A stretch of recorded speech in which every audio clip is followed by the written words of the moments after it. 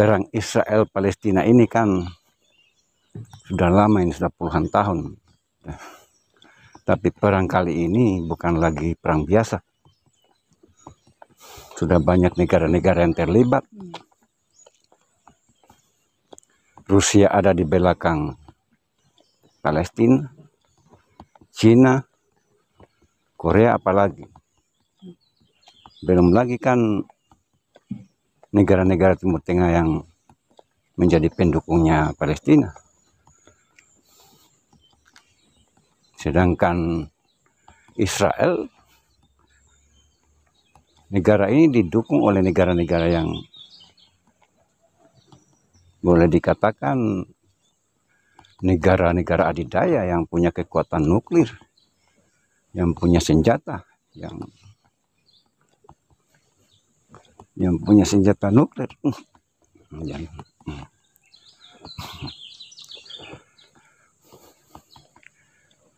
Sedangkan Israel, maka dia berani karena dia didukung oleh negara-negara yang kuat, negara-negara yang memiliki senjata nuklir yang sangat luar biasa. Rusia pun begitu.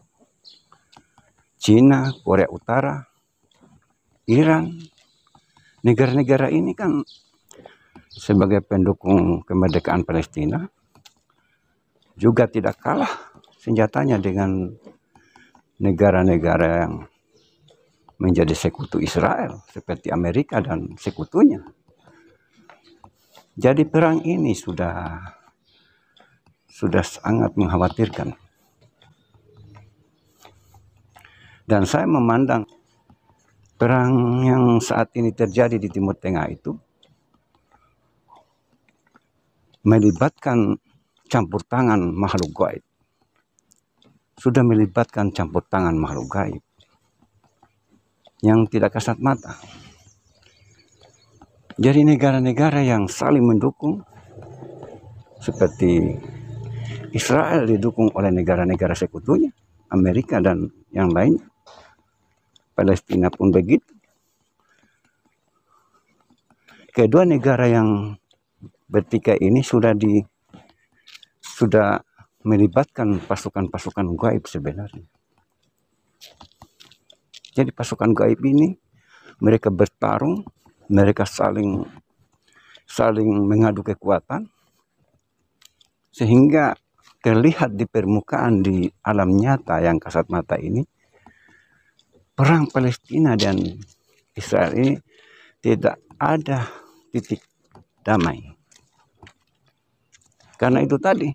Terus apa hubungannya dengan Satrio Piningit?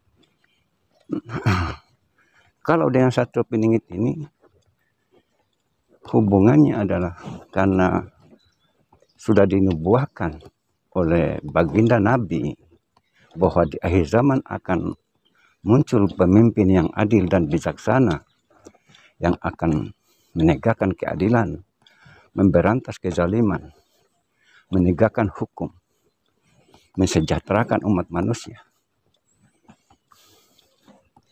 Dan kalau di Nusantara pemimpin akhir zaman itu disebut Satrio Piningit dalam bahasa spiritual yang dipakai oleh orang-orang spiritual.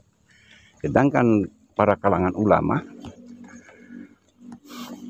mereka menyebut pemimpin akhir zaman ini dengan sebutan Imam Al-Mahdi. Sudah dinubuahkan oleh baginda Nabi seperti yang saya katakan tadi.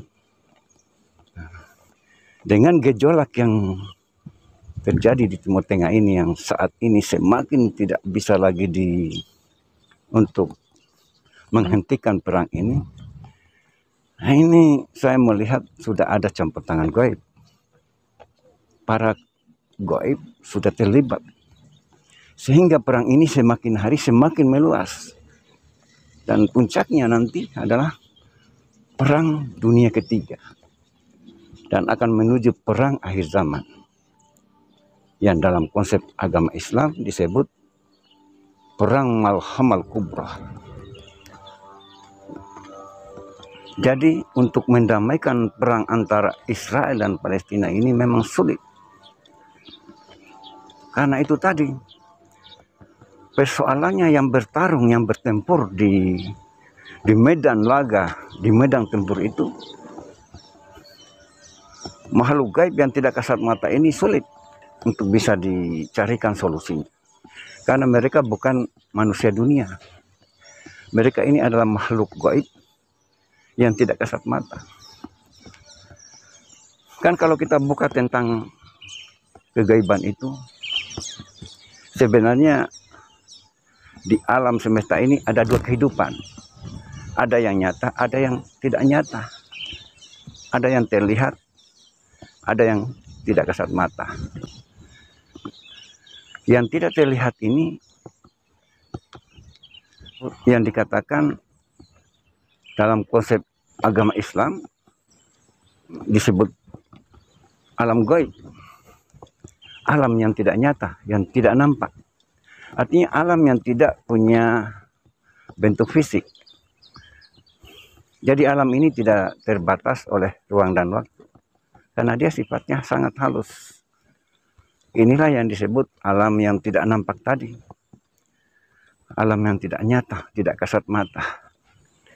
Sedangkan alam yang nyata atau alam yang bisa dilihat dan bisa dipegang dan lain sebagainya, itulah yang dimaksud dengan alam nyata, alam jasmani. Alam ini terbatas oleh ruang dan waktu. Nah, ini bisa dilihat, bisa dipegang, bisa disentuh, dan seterusnya.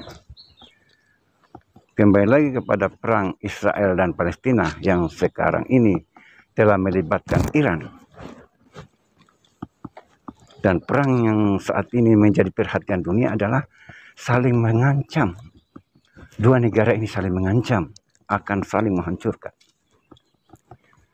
Nah,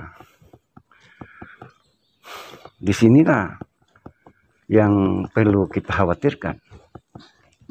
Bila ancaman-ancaman ini ke depan bisa berlanjut, maka kehidupan dunia yang sekarang ini dengan peradaban teknologi yang sangat modern ini akan binasa, akan hancur itu. Karena saling menghancurkan, saling menyerang untuk mempertahankan diri masing-masing, mempertahankan negaranya masing-masing.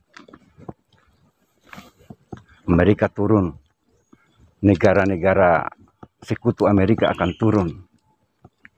Sedangkan negara-negara pendukung Palestina yang sekarang sudah melibatkan Iran, Iran ini kan didukung oleh Rusia, Korea Utara, dan Cina. Dan masih banyak lagi negara-negara di Timur Tengah yang mendukung kemerdekaan Palestina ini. Ini yang sulit untuk bisa diselesaikan. Sulit. Karena seakan-akan negara-negara yang saling mendukung ini sudah tidak lagi memikirkan bagaimana dunia ini bisa diselamatkan ke depan.